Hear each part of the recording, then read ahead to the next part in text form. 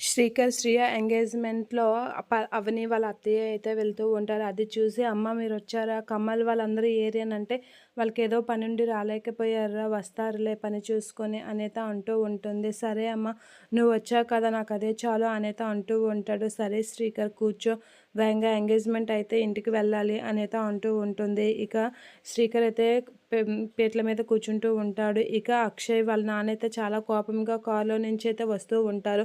అలా వాళ్ళైతే చూడు వీళ్ళెంత పని చేశారు అని చెప్పేసి చాలా కోపంతో రగిలిపోతూ ఉంటారు శ్రీకర్ వాళ్ళ నాన్న.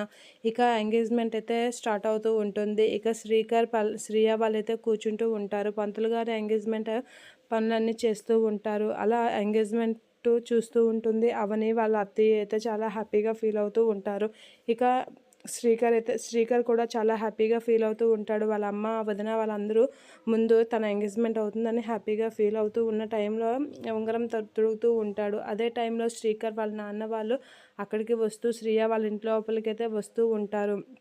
ఇక శ్రీకర్ అయితే శ్రియకి రింగ్ తొడుగుతూ ఉంటారు. అదే టైంలో వాళ్ళ నాన్న అక్కడికి రావడం చూసి, "నాన్న మీరు కూడా వచ్చారా? నాకెంత హ్యాపీగా ఉందో తెలుసా?" అని చెప్పేసైతే శ్రీకర్ అక్కడి నుంచి లేచి వాళ్ళ నాన్న దగ్గరికైతే వెళ్తూ ఉంటాడు. అలా వాళ్ళ నాన్న దగ్గరికి వెళ్ళి మాట్లాడుతూ ఉంటాడు. అది చూసి అవని అయితే షాక్ అవుతూ ఉంటుంది. "థ్యాంక్స్ నాన్న మీరొస్తారని నాకు అమ్మ చెప్పింది" అనైతే అంటూ ఉంటాడు. అప్పుడు శ్రీకర్ వాళ్ళ నాన్న అయితే వాళ్ళ అమ్మ కాసి చాలా కోపంగా చూస్తూ ఉంటాడు.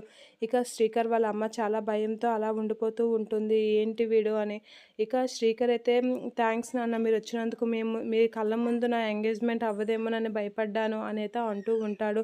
అలా అంటూ అవని కూడా టెన్షన్ పడుతూ ఉంటుంది. ఇక శ్రీకర్ వాళ్ళ నాన్నతో శ్రీకర్ అలా మాట్లాడుతూ ఉంటాడు. శ్రీకర్ వాళ్ళ నాన్నైతే అవని కాసి వాళ్ళ అత్తయ్య కాసి అలా కోపంతో అయితే రగిలిపోతూ ఉంటాడు శ్రీకర్ వాళ్ళ నాన్న.